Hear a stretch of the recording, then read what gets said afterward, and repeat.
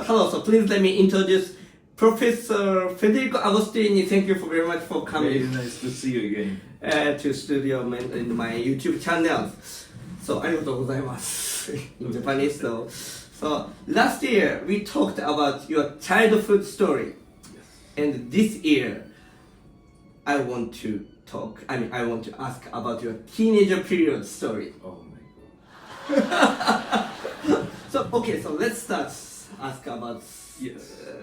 Your teenager periods. So did you have any dream, like when you were in teenager? What was your dream? I know you wanted to become great professional violinist, but what kind of Well, that didn't come first. I think, as you know, I come from family of musicians, but my parents wanted me to have a broader culture.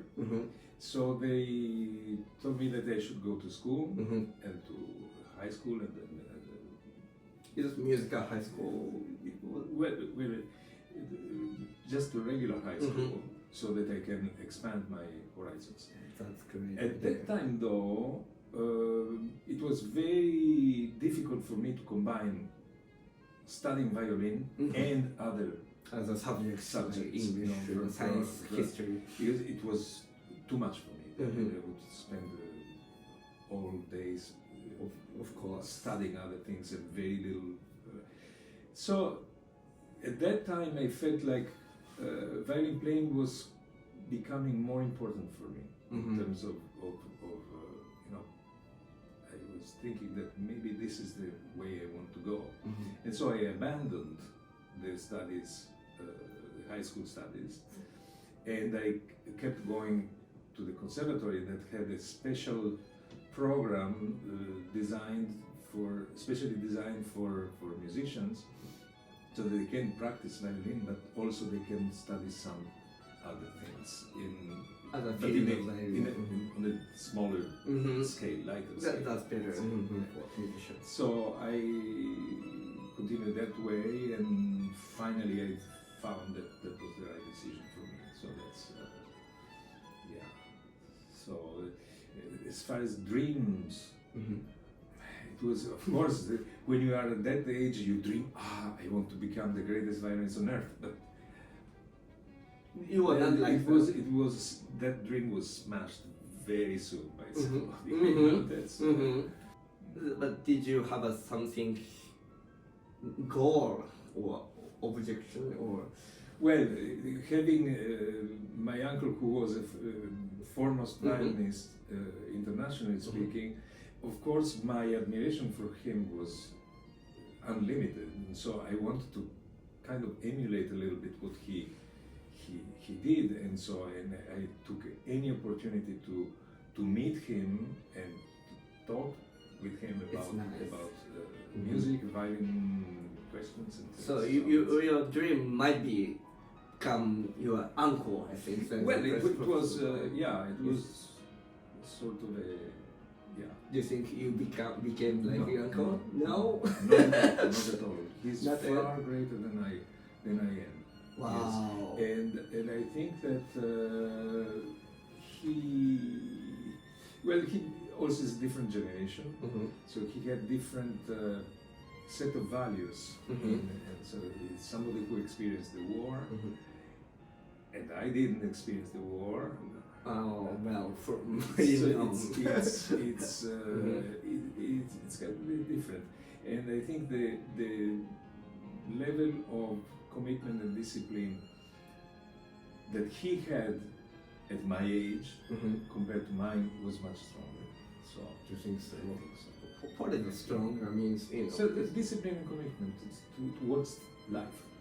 The experience stuff, life experience. And yes. You have such a brilliant life. I think you have it, but still you need to do something. That's fair.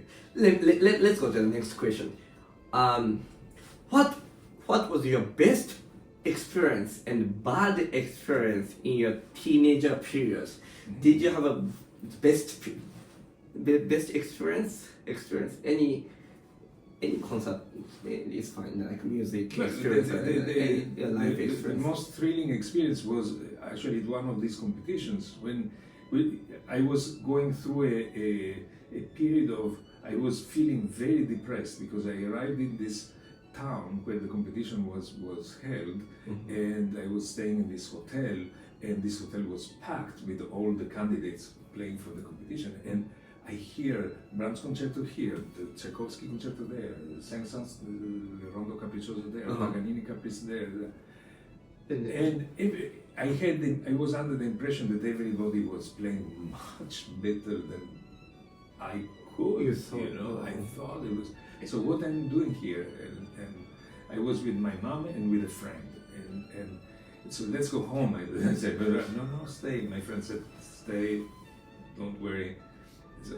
And so I did the competition, and then until the end we didn't know who was the winner, of course. So we gathered in this concert hall after all the performances, and I said, why I'm here, that's and the lady comes on stage and starts dropping the names of sixth prize to this person, fifth prize, oh, you see, I said, I'm not there yet even, so fourth prize, this person, first prize, Federico, I couldn't believe my ears, so that was very, very exciting, I would say. that's a fantastic story. What did you play like that at the time? A very simple thing. Everybody was playing pyrotechnics. I was playing Frank Sonata. Frank Sonata. Just Frank Sonata? Just Frank. There was a the first stage before where I get to play some etudes or something like this, and I passed. And then the last round, the last final round was free choice. So since I had played my teacher chose Frank. My teacher chose. So I played the whole sonata, not just only one movement, just you play the whole story. Wow! Yeah, that apparently impressed several people, and so. And how did you feel when you got the prize? I felt sorry for all my friends that were there participating. I'm sorry, but you played that Novacek Perpetuum Mobile, and I played Frank Sonata, and they didn't give the prize to you. Yeah. Now do you know the reason you could win for it? But I think that I made an impression because musical reasons. Musical reasons combined, of course, with a certain maybe your technical dexterity or ability. So that's vibrato, and your sound was I think nice. So that's why. Since the concert yesterday, and I can recognize for it though. From now, I want you to answer for very beginners, students or students. They are posting. So the first question is: have you ever lost your memorization of music? Yes, it happened. It happened. Not very frequently, but.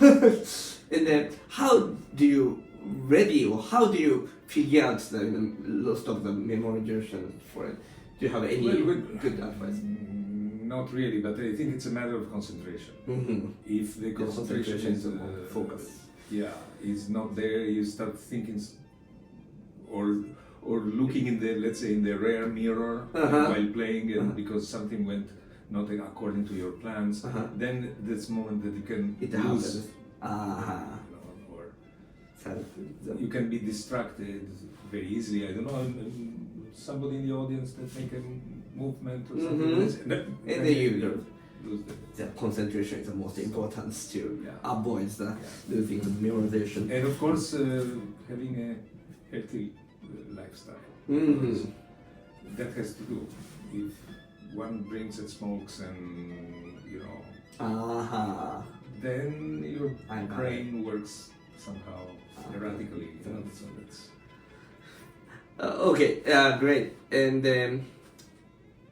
let me ask a very very beginner's question. What strings do you usually use, and the rods do you usually use? Is that it's not dominant? No. I used dominant for many years, and also until recently I was using Tomastic Vision, Mhm. Sono, Titanium, but for some reason I wanted to try again what is the feeling of gut strings, Mm-hmm. and so I It's went back like in my teenager Mm-hmm. years when dominant were not available yet, and now I use Pilastro Passione, and I'm very happy with that. Even E string.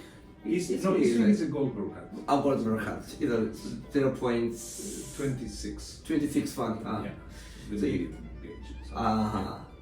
So because 26 is better for you, do you think? Because it's easy to. It's a little easy. It depends on the violin. On the other violin that I play, I use 27 because Oh. it needs a little bit more sounds, more edge. Yes, Yeah, on the E string. So, how about rosin? Rosin was recently offered by Mm-hmm. Oh, by wow, that's the Federico's secrets. You know? no, it's not secret.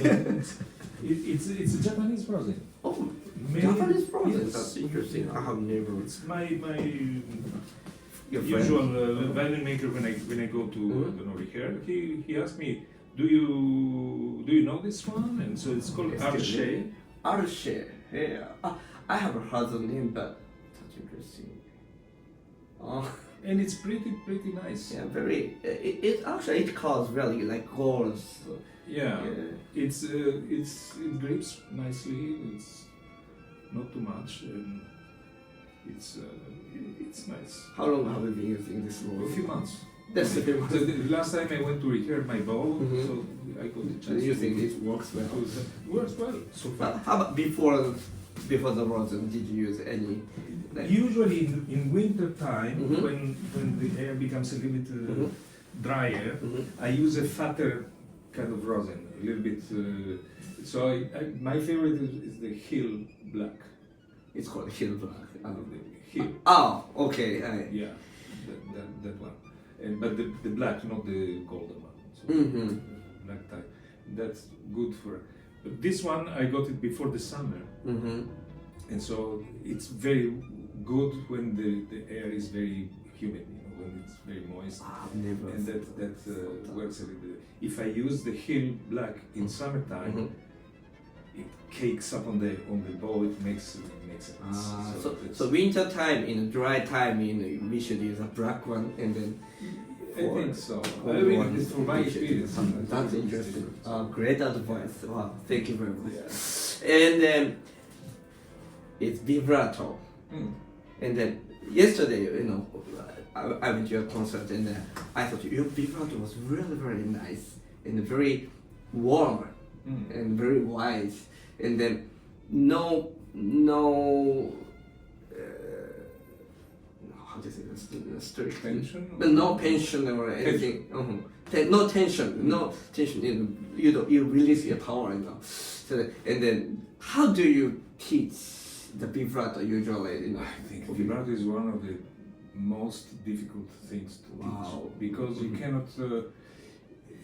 It's something that is strictly connected with the way you hear, Mhm. the way you hear, the way you feel. Particularly. Yeah, it depends on the phrase or depend on the So music. Vibrato, you have of course to decide what kind of vibrato you have to apply to a certain phrase. Mhm. If it's transparent, if it's Mhm. more intense. Mhm. So you vary your vibrato accordingly. Actually, the word vibrato I object a little bit because vibrato is the singular thing. It should be called vibrati because we have Vibrati.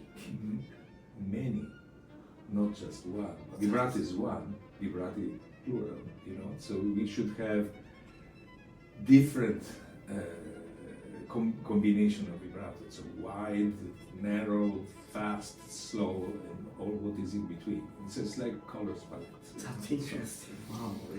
But it's of course to an extent you can teach vibrato. Mhm. You can explain how the Mhm. movements happen and what happens. I think that mainly it's becoming aware of what happens under your finger, Mm-hmm. rather than saying arm vibrato, wrist vibrato. Mhm.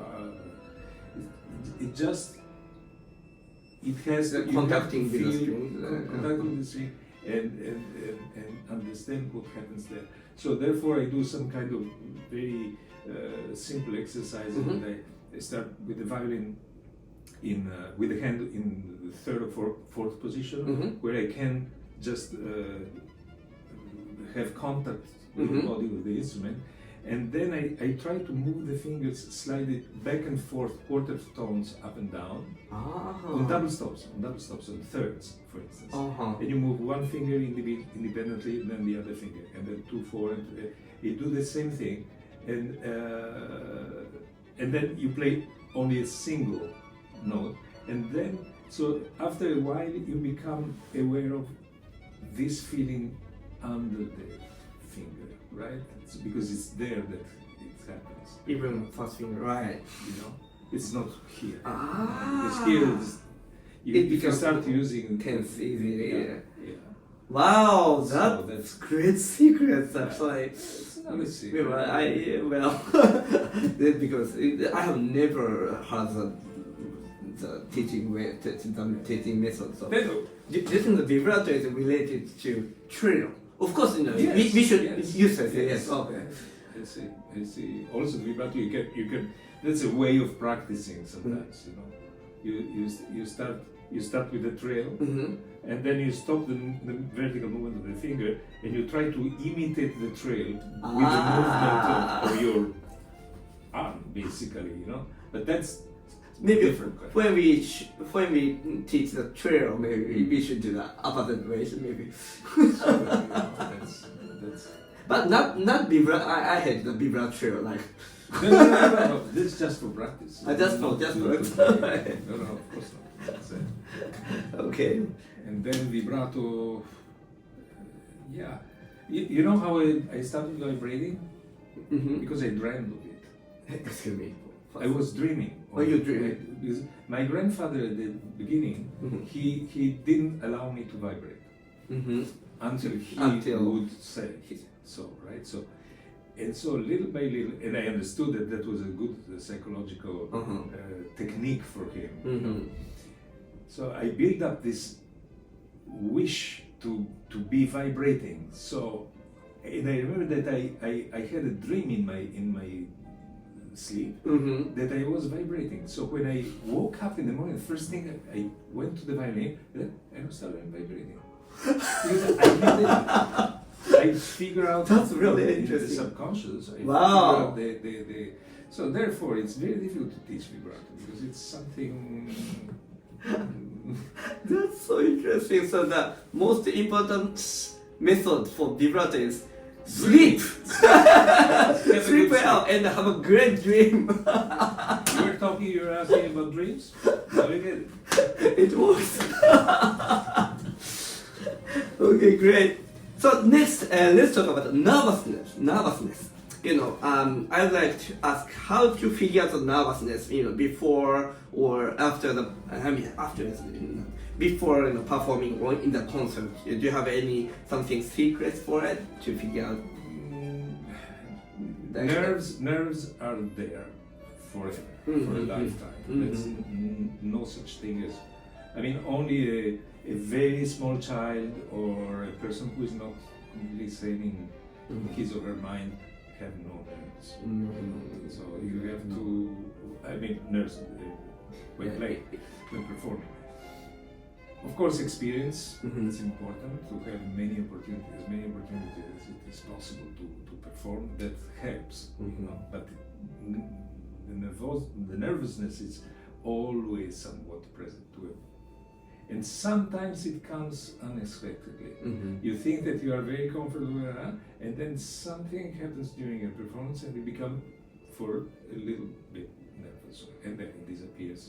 So you have to learn how to deal rather than try to suppress, and sort of turn it around to your advantage. Because if you are nervous, sometimes your emotions are more, you know, flared up, right? You know? And so you can use that for the excitement. Performance. That's great.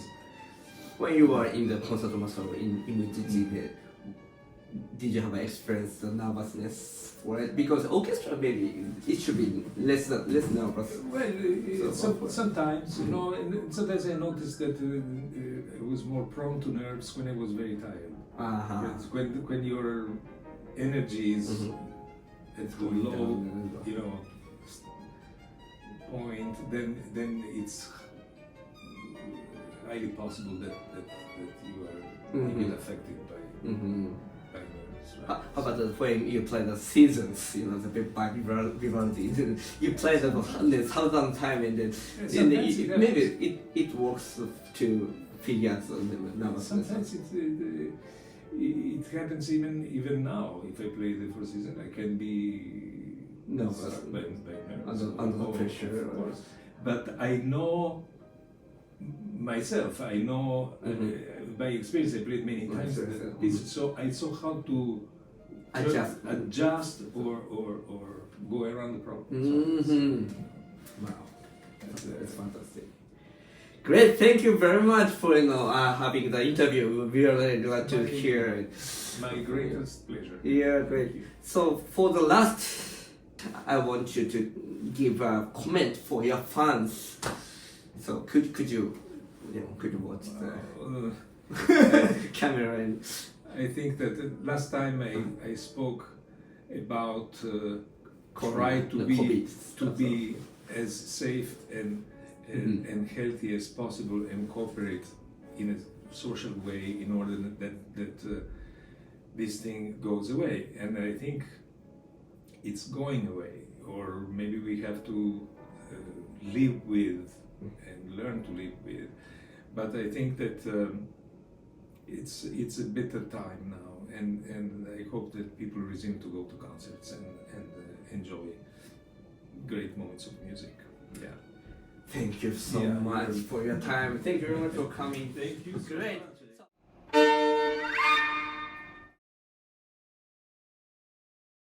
Very slow. 最後のファは2番で取った方がいいみたい。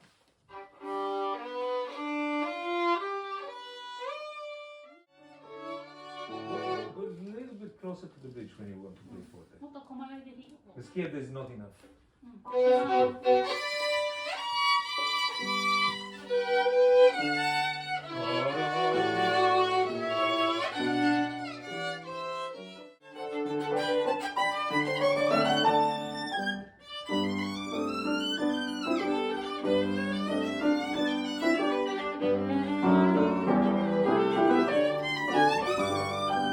Rather go a little bit out and come back in. In a circular motion. Don't go this way.